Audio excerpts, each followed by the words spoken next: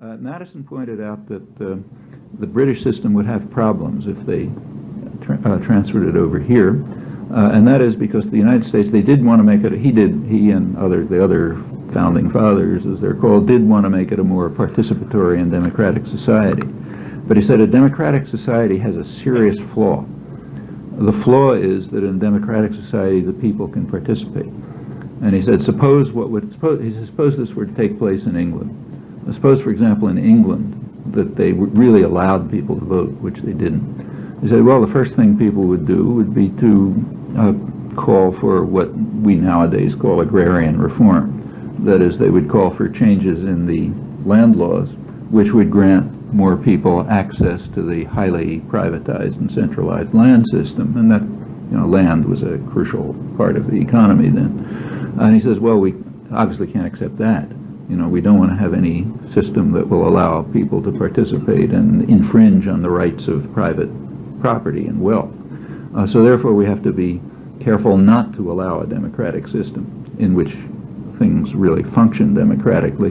We have to design a system in which power is in the hands of the wealth of the nation, I'm quoting, the more capable set of men, those who are sympathetic with the rights of property. Okay, they must have the power, and the rest must be dispersed and factionalized in such a way that they don't really interfere with the rights of power. Actually, Madison, who was no fool, recognized that this problem was going to become greater as time went on. As he put it, if I can read my own notes, he said there's going to be an increase in the proportion of the population that labors under all the hardships of life and secretly sighs for a more equal distribution of its blessings.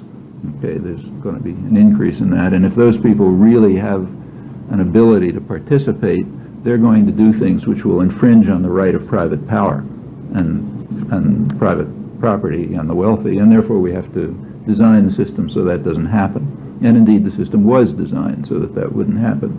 That was the role of the Senate, was to represent the wealth of the nation, and the role of the separation of powers, and so on and so forth.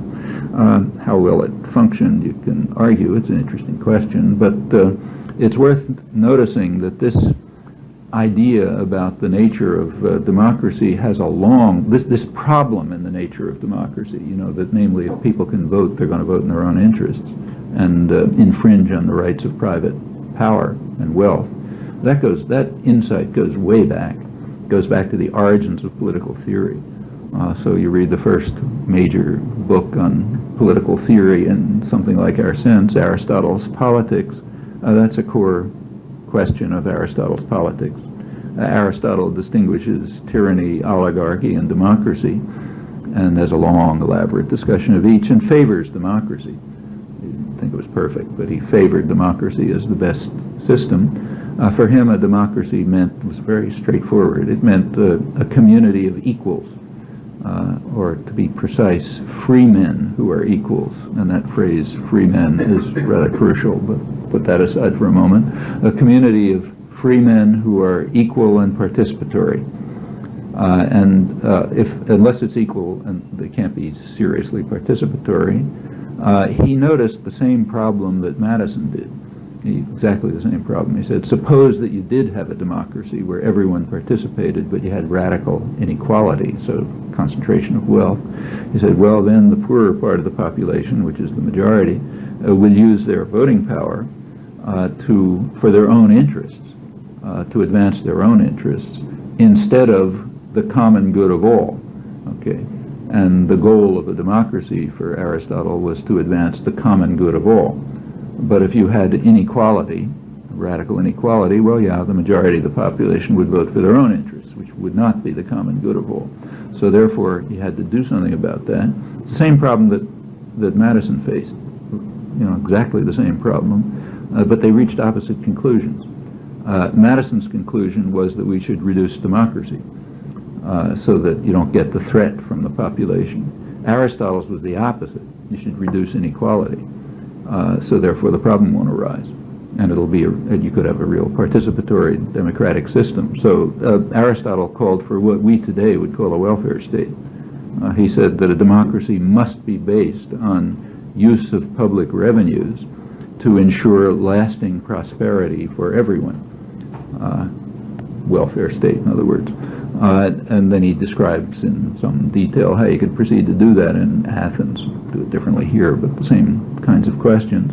And then if everyone had moderate but sufficient income, you wouldn't have this problem that both he and Madison faced. But notice that their choices were radically different. One choice was to aim for equality and participation in democracy. The other, the one on which our country was founded, was to reduce the threat of democracy, maintain the inequality, and ensure that power remains in the Senate, the capable class of men, the wealthy part of the wealthy part of the society. That's now internationalized. So this huge financial capital that's flowing around the world is sometimes called by international economists a virtual Senate, meaning it has the power to ensure, if you really liberalize capital, to ensure that no country will be able to undertake social policies that strike at the interests of the wealthy. Because if any country moves in that direction, the capital quickly flows out of it and the country goes down the tube. So it's a virtual Senate, kind of a generalization of Madison's Senate.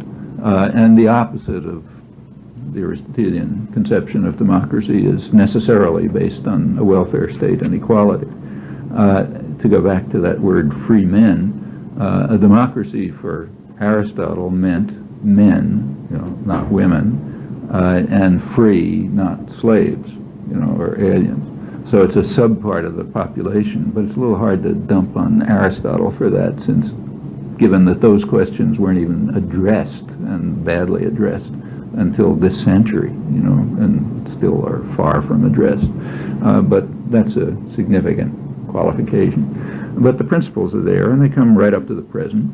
It's also been understood, by now this battle, sort of struggle up and back between the two conceptions of democracy is a large part of modern history, major theme of modern history, runs right through the 19th century. It's hard to remember now, but in the 19th century, which was a rather anarchic period in the United States, it was quite generally assumed that you not only had to have an equal and participatory society, but that even wage labor was an intolerable infringement on human rights.